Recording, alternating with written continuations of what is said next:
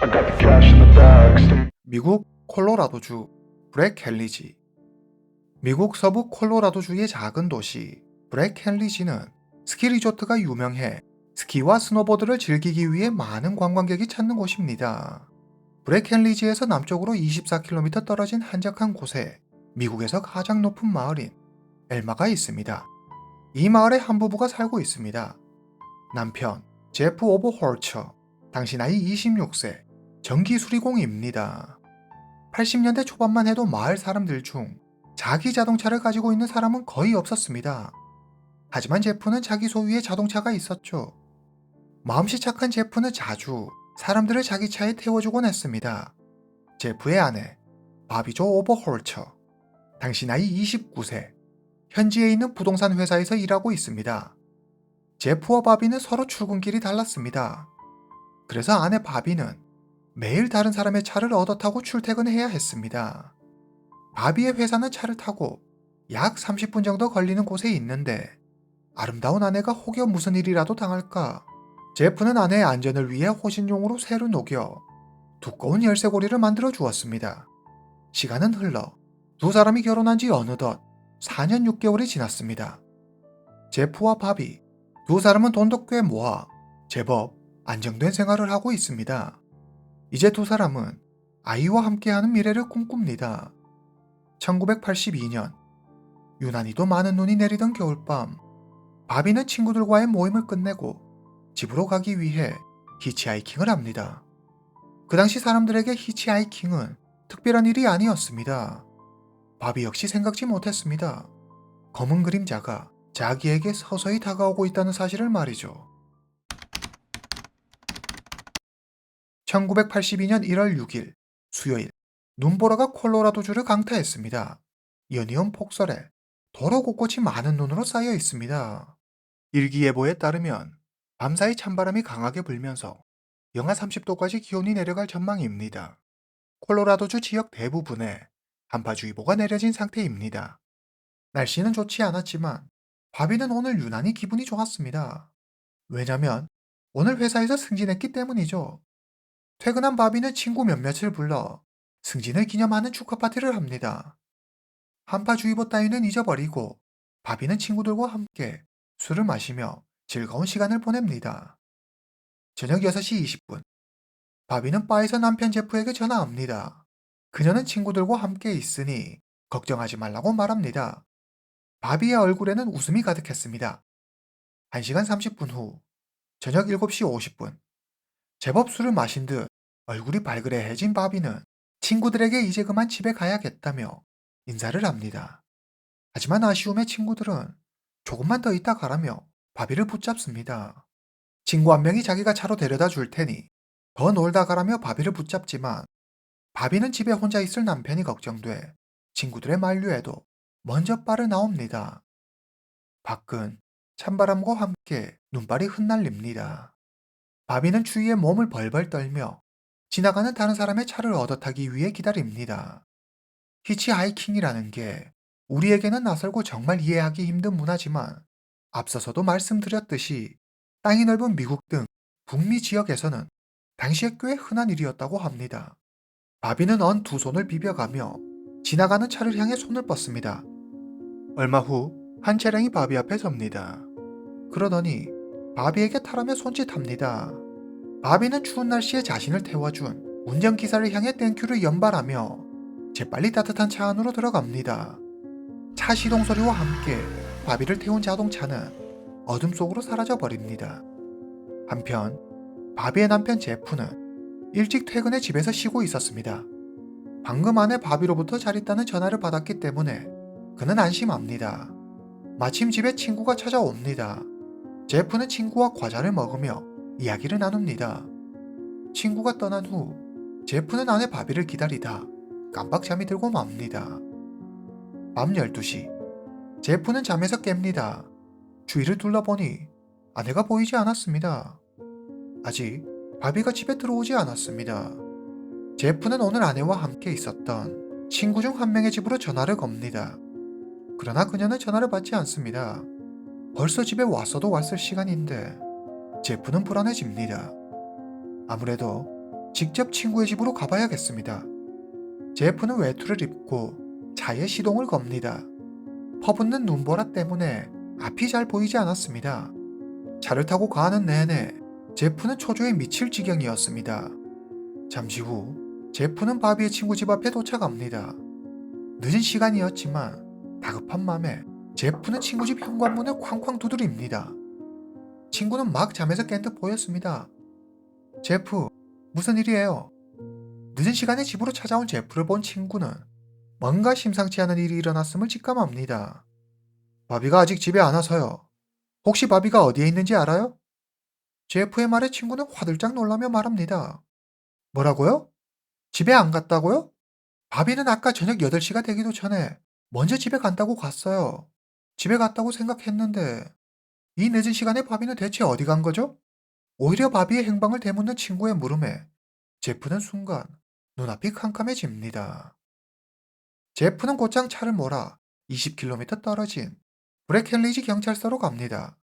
하지만 경찰은 아직 하루도 채 지나지 않았다며 실종 신고를 하기에는 너무 이르다며 집에 가서 기다려보고 내일도 연락이 없으면 그때 다시 신고하라고 말합니다. 할 수 없이 제프는 집으로 돌아갑니다. 그리고 밤새 아내 바비를 기다립니다. 다음날 아침 1982년 1월 7일 제프의 집 전화벨이 울립니다. 그는 제프의 집에서 약 20km 떨어진 곳에 있는 한 목장의 주인이었습니다. 그가 말합니다. 오늘 아침 일찍 목장 앞을 지나는데 길 옆에 운전면허증과 여자 소지품이 떨어져 있더라고요. 운전면허증에 연락처가 있길래 전화해요. 제프는 친구들과 함께 바로 그 목장으로 달려갑니다.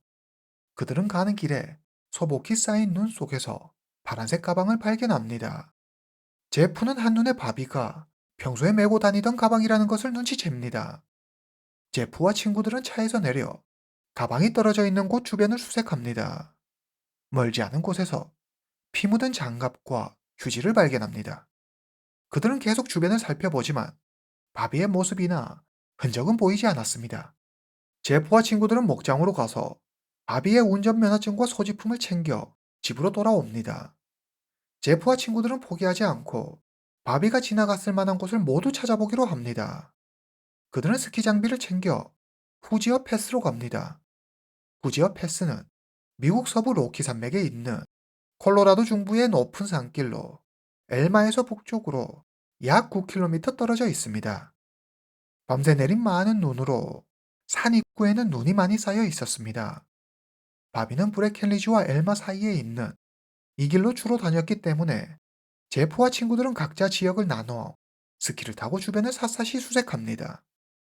얼마 후 무리 중 한 명이 바비가 마지막으로 목격된 브레켄리지 바에서 약 16km 떨어진 후지어 패스의 눈더미 속에서 제프의 아내 바비를 찾아냅니다. 그녀는 이미 숨진 뒤였습니다. 제프는 곧장 경찰에 신고합니다. 잠시 후 경찰이 도착하고 영하의 날씨에 바비의 몸은 완전히 꽁꽁 얼어붙어 있었습니다. 바비의 손은 케이블 타이로 묶여 있었고 가슴에 총상이 발견됐습니다. 그녀의 파란 스웨터에는 총알 자국이 그대로 남아 있었습니다. 부검 결과 사인은 총상이었습니다. 법의학자는 범인이 리볼버를 사용했을 것으로 추정했습니다. 경찰은 후지어 패스 부근을 수색합니다. 그리고 바비가 발견된 곳에서 멀지 않은 후지어 패스 주차장에서 바비의 열쇠고리와 오렌지색 양말 한 짝을 발견합니다. 열쇠고리는 제프가 아내 바비의 안전을 위해 호신용으로 직접 만들어준 것입니다. 그렇지만 양말은 바비의 것이 아니었습니다. 양말 말고도 주인을 알 수 없는 가방 하나가 발견되는데 그 안에는 약간의 동전과 약이 들어 있었습니다. 하룻밤 사이에 시신이 되어버린 아내를 마주한 제프는 망연자실 바비를 보고 서 있을 뿐이었습니다. 제프는 목장 가는 길에 눈 속에서 찾았던 피 묻은 바비의 장갑과 휴지를 경찰에게 건네줍니다. 검사 결과 장갑에 묻은 혈액은 남성의 것으로 밝혀집니다. 경찰은 이 남성이 범인일 가능성이 매우 높다고 봅니다. 그러나 80년대 초반 당시 DNA 분석 기술로는 범인을 특정할 수 없었습니다. 경찰은 훗날을 기약하며 피 묻은 장갑을 증거물 보관소에 보관합니다. 그럼 범인은 누구일까요? 사건 당일 저녁 바비가 탄 차의 운전자일 확률이 매우 높습니다. 하지만 그녀가 누구 차에 탔는지 그 모습을 본 사람이 아무도 없습니다. 처음 경찰은 남편 제프를 용의선상에 올려두고 수사를 진행합니다. 경찰 조사에서 제프가 말합니다. 6일 저녁 친구가 집에 놀러 왔어요. 잠깐 친구와 이야기를 나누고 친구는 금방 집으로 돌아갔어요. 친구가 가고 깜빡 잠이 들었는데 눈 떠보니 어느새 밤 12시가 됐더라고요. 아직 아내가 집에 안 왔다는 걸 알고 너무 놀라 어디에 있는지 알아보기 위해 아내가 같이 놀았던 친구 집에 갔어요. 그러나 경찰 조사 내내 6일 저녁 제프와 함께 시간을 보냈다던 친구는 그 모습을 드러내지 않았습니다. 그래서 제프의 알리바이를 입증할 수 없었죠. 바비가 발견된 다음 날, 1982년 1월 8일, 브렉 헬리지 경찰서로 실종 신고 하나가 접수됩니다. 신고자는 바 직원이었습니다. 그는 동료 아네트가 이틀 전부터 연락도 안 되고 자취를 감추었다고 했습니다. 짧은 시간에 연속해서 두 명의 여성이 사라지다니 그동안 이 작은 마을에서는 보기 드문 일이었습니다. 경찰은 실종된 아네트에 대해 조사합니다.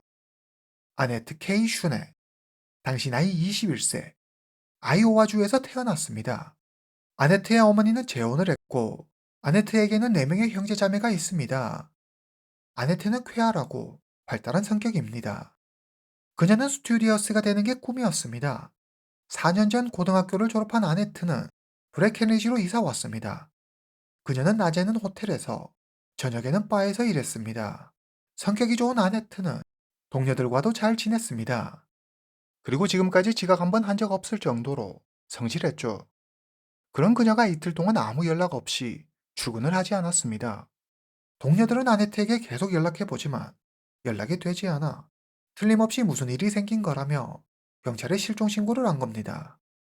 신고를 접수한 경찰은 아네트의 행동 반경을 파악한 뒤 실종 전 행적 수사에 속도를 냅니다. 이틀 전 1982년 1월 6일 아네트는 호텔을 관둡니다. 그리고 히치하이킹을 해 브레켄리지의 한 약국에 갑니다. 오후 4시 45분 아네트가 약국에서 누군가와 이야기하는 모습이 목격됩니다. 오후 5시 아네트는 또 히치하이킹으로 집에 돌아갑니다. 그리고 이후 그녀는 자취를 감춰버립니다. 같은 날 아네토와 바비 두 여성이 사라졌습니다. 경찰은 해당 사건이 심상치 않은 사건임을 느낍니다. 경찰은 다시 제프를 찾아갑니다. 혹시 아네트라는 여성을 알아요? 제프는 모른다고 답합니다. 그러나 아네트라는 여성을 모른다고 답했던 제프는 며칠 후 신문에 실린 아네트의 사진을 보고 한 번 만난 적이 있다는 사실을 깨닫습니다. 제프는 경찰을 찾아가 아네트를 만난 적이 있다고 말합니다. 1년 전쯤이었을 거예요. 아네트를 집까지 태워준 적이 있어요. 그 이후로는 다시 보지 못했고요. 제프는 자기 발로 경찰을 찾아가 사실대로 이야기했지만 피해 여성 2명과 연관성이 있는 제프를 향한 경찰의 의심은 더욱 짙어집니다. 사건 발생 2달 뒤, 제프는 거짓말 탐지기 테스트를 받습니다. 결과는 경찰의 예상과 달리 제프는 거짓말을 하지 않았습니다. 제프의 말은 사실이었죠. 더 이상 사건에 대한 단서는 나타나지 않았습니다. 경찰 수사는 난항에 빠집니다. 사건 발생 6개월 후, 1982년 7월 3일, 수사는 여전히 제자리 걸음입니다. 그러던 중, 브레켄리지에서 약 37km 떨어진 세크라멘토 크릭에서 아네트가 발견됐다는 소식이 들려옵니다. 여름방학을 이용해 아버지와 함께 낚시하러 세크라멘토 크릭으로 놀러온 소년이 아네트를 발견한 것입니다. 아버지와 함께 한가로이 낚시를 즐기고 있던 소년은 물에 뭔가 둥둥 떠내려오고 있는 걸 발견합니다. 자세히 보니 사람 같았습니다. 소년은 기겁하며 비명을 지릅니다. 아들의 비명에 놀란 소년의 아버지는 사람이 물에 떠내려오는 걸 발견하고 바로 경찰에 신고합니다. 잠시 후 신고를 받은 경찰이 현장에 도착합니다. 경찰은 물속에 엎드린 채 떠있는 여성을 발견합니다. 피해 여성은 겨울옷을 입고 있었고 신발은 반대로 신고 있었습니다. 청바지 지퍼가 망가져 있는 것으로 보아 여성은 생전 몹쓸 짓을 당한 것으로 보였습니다. 이 여성이 바로 6개월 전에 사라졌던 아네트였습니다. 부검 결과 아네트의 등에서 총상이 발견됩니다. 흉기는 바비와 같은 리볼버로 추측됩니다. 범인으로부터 도망치다가 등에 총을 맞은 것으로 보였습니다. 현장 조사를 하던 경찰의 눈에 아네트의 양말이 들어옵니다. 왼발에는 오렌지색 양말을, 오른발에는 긴 줄무늬 양말을 신고 있었습니다. 경찰은 아네트의 옷 주머니에서 같은 모양의 긴 줄무늬 양말을 찾아냅니다. 하지만 오렌지색 양말의 다른 쪽이 보이지 않았습니다. 이때 한 가지 일이 경찰의 내리를 스치고 지나갑니다. 6개월 전 바비를 발견한 현장에서도 오렌지색 양말을 발견했습니다. 그런데 그 양말은 바비의 것이 아니었죠. 그렇다면 아네트의 것일 수도 있습니다. 이 두 사건이 연결되어 있는 것은 아닐까? 경찰이 두 개의 오렌지색 양말을 비교해보니 같은 한 쌍의 양말이었습니다. 당시 양말과 함께 발견된 가방 역시 아네트의 것이었습니다. 경찰은 확신합니다. 두 사건은 같은 사람의 소행이다. 경찰은 증거들을 토대로 사건의 전반적인 과정을 하나하나 짚어갑니다. 경찰의 추리에 따르면 사건 당일 1982년 1월 6일 범인은 먼저 아네트를 자기 차에 태웁니다. 나쁜 마음을 먹고 있던 범인은 아네트를 사람이 다니지 않는 외진 곳으로 끌고 가 강제로 그녀에게 몹쓸 짓을 합니다. 일을 끝낸 범인이 잠시 한눈을 판 사이 아네트는 다급하게 옷을 여미고 허겁지겁 도망칩니다. 이 과정에서 그녀는 양말과 신발을 잘못 신고 오렌지색 양말 한쪽을 범인의 차에 두고 내립니다. 범인은 도망가는 아네트를 쫓아가 그녀를 향해 등 뒤에서 총을 발사해 죽입니다. 범인은 아네트를 죽이고 도심을 돌아다니다 바에서 나온 바비를 발견합니다. 그는 바비를 차에 태웁니다. 그리고 아네트에게 했던 것처럼 바비에게도 똑같은 범행을 저지릅니다. 범인은 바비가 격렬하게 저항하면서 상처를 입습니다. 그래서 바비의 장갑에 범인의 피가 묻어 있었던 거죠. 다친 범인은 광분해 바비의 가슴을 향해 방아쇠를 당깁니다. 바비를 죽인 범인은 바비와 바비의 물건들을 하나둘 버립니다. 이때 범인은 차 안에서 아네트의 오른쪽 오렌지색 양말을 발견합니다. 범인은 차 안에 있던 양말과 가방도 함께 처리해버리죠. 경찰은 또 다른 단서를 하나 발견합니다. 아네트의 지갑에서 제프의 명함을 발견합니다. 제프가 아네트를 만난 적이 있다고 말하기는 했지만 명함이 발견되자 경찰은 더 제프가 의심스러웠습니다. 이에 제프가 말합니다. 전 정기수리공이에요. 사람을 만날 기회가 있으면 사람들에게 명함을 나눠줘요. 일종의 홍보죠. 아네트도 예외는 아니었어요. 제프의 말도 일리가 있습니다. 하지만 한번 시작된 의심은 쉽사리 사라지지 않는 법이죠. 경찰은 제프의 주변인을 대상으로 단무조사를 실시합니다. 이웃들은 제프가 아내 바비를 무척 아꼈다고 했습니다. 두 사람은 다투는 모습을 거의 볼 수 없을 정도로 잘 지냈고 화목했다고 합니다. 하지만 바비가 실종되기 이틀 전 두 사람이 냉동 피자를 가지고 심하게 다투는 모습을 봤다는 이웃이 등장했습니다. 그때 제프가 화내는 모습이 심상치가 않더라고요. 꼭 뭔가 일을 낼 것 같이 보였어요. 그러나 이걸 범행 동기로 보기에는 억지에 가까웠습니다. 현재 두 명의 피해자와 모두 일면식이 있는 사람은 제프뿐입니다. 제프는 다시 거짓말 탐지기 테스트를 받지만 이번에도 제프는 손쉽게 통과합니다. 언론을 통해 사건이 알려지고 해당 사건을 바라보는 사람들의 의견은 분분했습니다. 대다수의 사람들은 남편 제프가 범인일 거라고 생각했습니다. 그가 경찰들을 완벽히 속이고 있다고 생각하죠. 이 일로 제프는 상당한 스트레스를 받습니다. 하루아침에 사랑하는 아내를 잃은 데다 범인으로까지 몰리니 미칠 지경이었습니다. 그 어디에도 제프가 범인이라고 단정 지을 수 있을 만한 직접적인 증거는 없었습니다. 경찰 수사는 진전 없이 제자리에 머물고 있습니다. 이렇게 사건은 사람들의 기억 속에서 조금씩 잊혀갑니다. 사건 발생 8년 후 1990년 12월 사건 당일 제프와 함께 있었던 친구가 드디어 모습을 드러냅니다.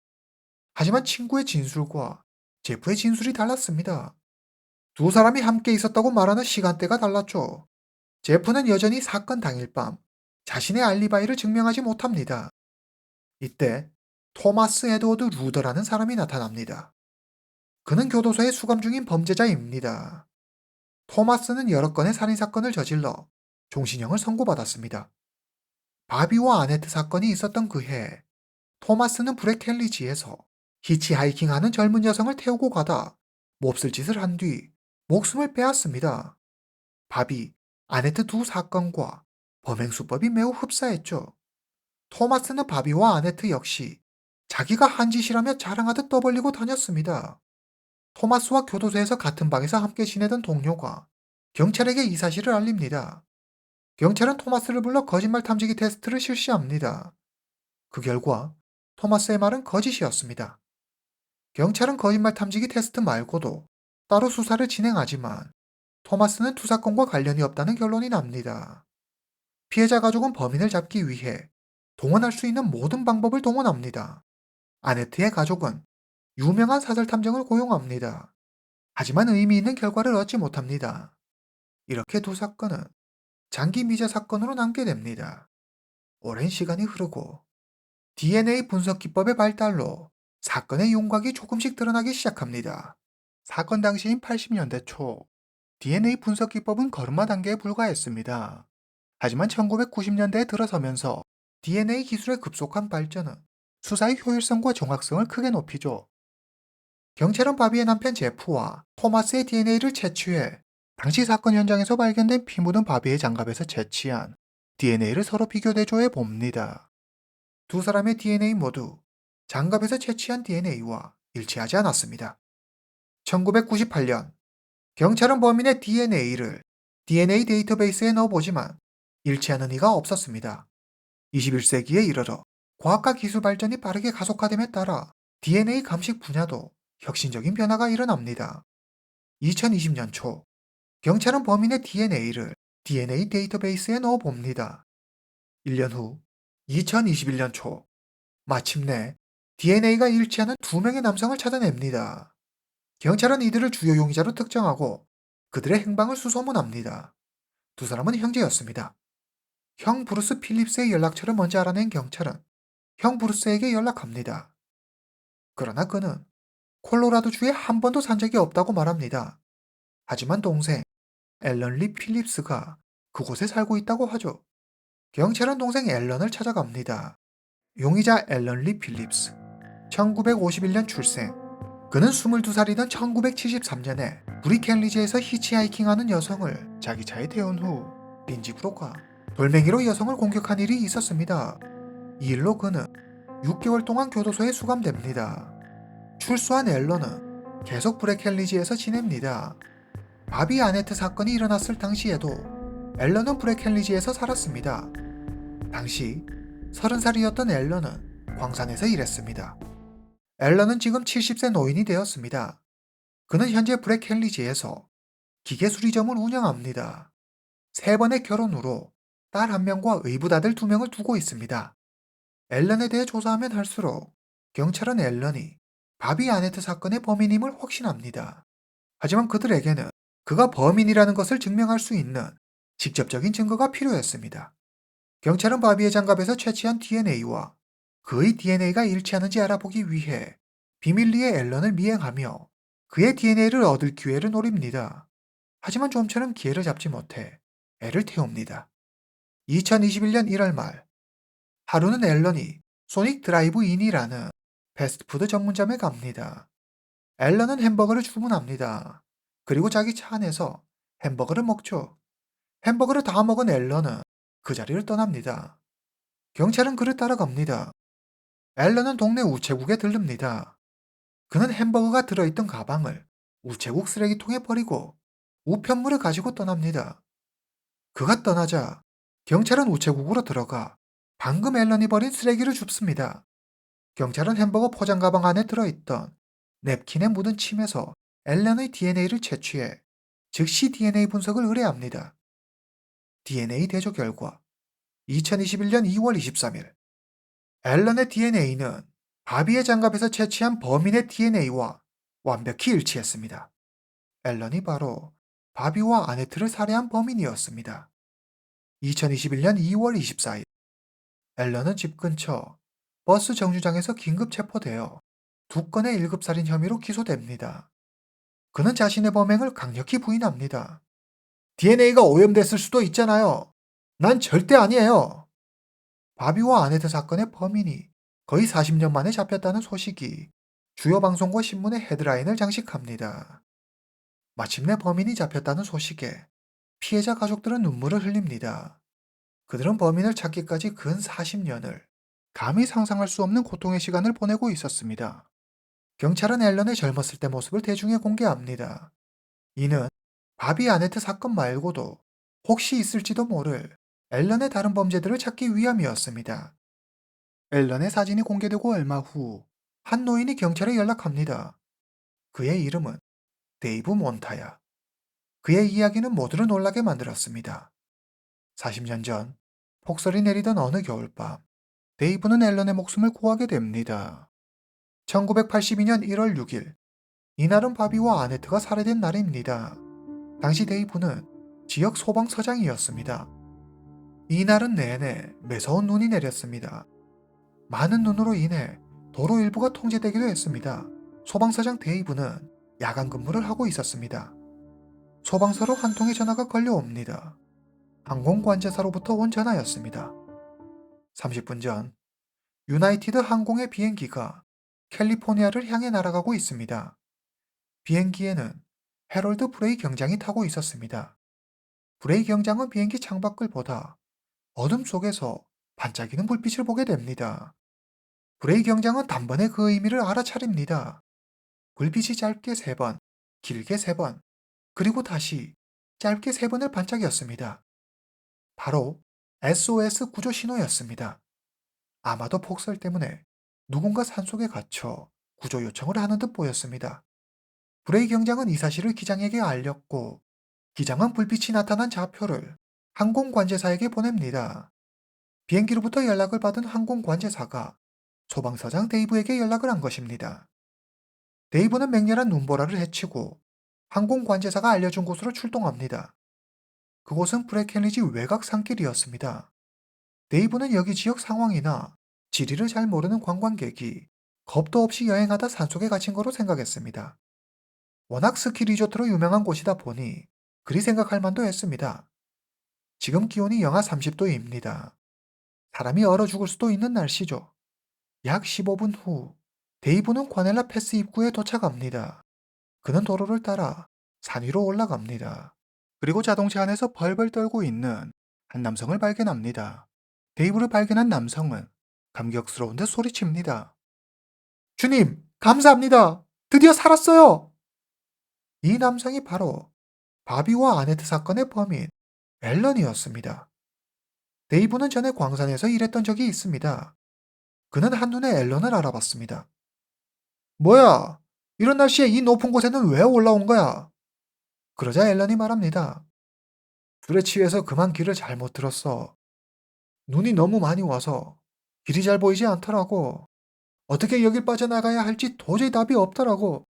눈발은 점점 거세지고 추워서 얼어 죽을 것만 같았는데 마침 비행기가 지나가길래 혹시나 하는 마음에 자동차 헤드라이트로 SOS 신호를 보냈는데 진짜로 이렇게 누가 구해주러 올 줄이야. 앨런도 몰랐을 겁니다. 본인이 보낸 신호가 SOS 신호라는 걸 단번에 알아봐 줄 수 있는 사람이 그 비행기에 타고 있었을 줄은 말이죠. 게다가 자기가 신호를 보내는 시간에 맞춰 그가 창밖을 보고 있었다니 이건 천운이었습니다. 데이브도 앨런의 엄청난 행운에 감탄합니다. 소방서장 데이브는 앨런의 오른쪽 눈에 멍이 든 걸 발견합니다. 데이브가 무슨 일이냐고 묻자 앨런은 길이 없나 차 밖에 나가 길을 살피고 돌아오는 중에 자동차에 부딪혀 생긴 멍이라고 둘러댑니다. 데이브는 앨런의 말을 그대로 믿어버립니다. 데이브는 눈 속에서 앨런을 구해 산에서 내려갑니다. 그리고 앨런을 병원으로 데려가려고 하죠. 그러자 앨런은 펄쩍 뛰며 한사코 집으로 가겠다고 말합니다. 데이브는 별 의심 없이 앨런이 원하는 대로 집으로 데려다 줍니다. 폭설 속에서 사람을 구한 한편의 드라마 같은 이날의 구조 소식은 다음날 지역신문에 대서특필됩니다. 아이러니하게도 한 신문사에서는 바비의 시신을 발견했다는 소식과 앨런의 구조 소식을 앞면에 나란히 실기도 했습니다. 사람들은 앨런의 천운에 감탄합니다. 그 누구도 앨런이 2명의 여성에게 몹쓸 짓을 하고 죽인 잔인한 범죄자라고는 생각지 못했습니다. 확실한 DNA 증거가 있었지만 앨런은 끝까지 자기 죄를 인정하지 않았습니다. 계속 묵비권을 행사했죠. 그럼 경찰의 수사 내용을 바탕으로 그날 밤 일어난 일을 재구성해 보도록 하겠습니다. 사건 당일 1982년 1월 6일 저녁 5시 앨런은 차를 몰고 브레켄리지 거리를 지나고 있습니다. 그는 길가에 홀로 서 있는 아네트를 발견합니다. 아네트는 약국에서 약을 사고 집으로 돌아가기 위해 히치하이킹을 하고 있었습니다. 아네트는 어리고 예뻤습니다. 못된 마음이 든 앨런은 아네트를 자기 차에 태웁니다. 아네트의 집은 가까웠습니다. 차 타면 금방이었죠. 하지만 앨런은 속도를 높여 아네트의 집을 지나칩니다. 그리고 아네트를 인적이 드문 곳으로 끌고 가죠. 아네트는 도와달라며 소리 지르지만 주위에는 사람의 그림자조차 보이지 않았습니다. 앨런은 강제로 아네트를 범합니다. 잠시 앨런이 한눈판 사이에 아네트는 차문을 열고 밖으로 도망칩니다. 범행이 탄로날까봐 겁이 난 앨런은 아네트를 쫓아가 그녀의 등 뒤에서 총을 쏩니다. 그리고 아네트를 물가에 유기한 후 황급히 자리를 떠납니다. 저녁 7시가 지나고 브레켄리지로 돌아가는 길에 그는 바비를 발견합니다. 바비는 바에서 나와 집으로 돌아가기 위해 히치하이킹을 하고 있었습니다. 앨런은 추위에 떨며 서 있는 바비에게 다가가 다정하게 차에 타라며 손짓합니다. 눈이 휘몰아치는 겨울밤, 앨런은 바비의 집을 향해 남쪽으로 운전합니다. 그리고 어느 외진 곳으로 바비를 데려갑니다. 주위에 사람이 없는 것을 확인한 앨런은 바비에게도 아네트와 똑같은 범행을 저지릅니다. 바비는 강하게 저항하며 남편이 만들어준 열쇠 고리로 앨런의 오른쪽 눈을 힘껏 때립니다. 그때 그의 피가 바비의 장갑에 묻습니다. 화가 난 앨런은 그녀의 가슴에 총을 쏩니다. 앨런은 죽은 바비를 눈더미 속에 버립니다. 이런 날씨라면 눈에 파묻혀 바비가 쉽게 발견되지 않을 거라고 생각했기 때문입니다. 차로 돌아온 앨런은 오렌지색 양말을 발견합니다. 앨런은 열쇠고리와 함께 양말을 주차장 근처에 버리고 황급히 현장을 떠납니다. 앨런은 동쪽으로 이동해 가며 바비의 물건을 하나둘 처리합니다. 그는 바비의 가방과 피 묻은 장갑, 휴지를 길가에 던져버립니다. 조금 더 달려 목장 부근에 다 달아서는 바비의 운전면허증과 소지품을 버립니다. 눈이 점점 더 거세집니다. 이제는 여기가 어디인지 분간도 되지 않았습니다. 순간 길을 잃은 앨런은 과넬라 패스까지 오게 됩니다. 그는 점점 패닉 상태에 빠지고 점점 더 높은 곳으로 올라가다 결국 눈 속에 갇혀 오도 가도 못하는 신세가 되고 맙니다. 밖의 기온이 영하 30도입니다. 이러다가는 얼어 죽을지도 모릅니다. 하지만 누가 상상이나 했을까요? 천벌받아 마땅한 이런 이에게 이런 큰 행운이 찾아올 거라는 걸 말이죠. 앨런은 여러 우연의 일치로 결국 살게 됩니다. 그리고 40년 동안 아무 일 없이 편안한 생을 보내죠. 2022년 9월 15일 해당 사건에 대한 재판이 열립니다. 파크 카운티 배심 원단은 앨런에게 유죄를 판결합니다. 약 7주 뒤 2022년 11월 7일 재판부는 앨런에게 가석방 없는 종신형을 선고합니다. 앨런은 콜로라도 주립교도소에 수감됩니다. 하지만 채 반년이 지나기도 전인 2023년 2월 27일 앨런은 교도소에서 스스로 생을 마감합니다. 천인 공노할 짓을 저지른 이에게 엄청난 행운이 찾아왔고 유가족들이 고통의 시간을 보내고 있을 때 그는 잘 먹고 잘 살았다고 생각하니 하늘이 야속하지만 늦게라도 사건의 진실이 밝혀지고 처벌받게 되어 다행입니다. 오늘 이야기는 여기까지입니다. 다음 시간에 뵙겠습니다.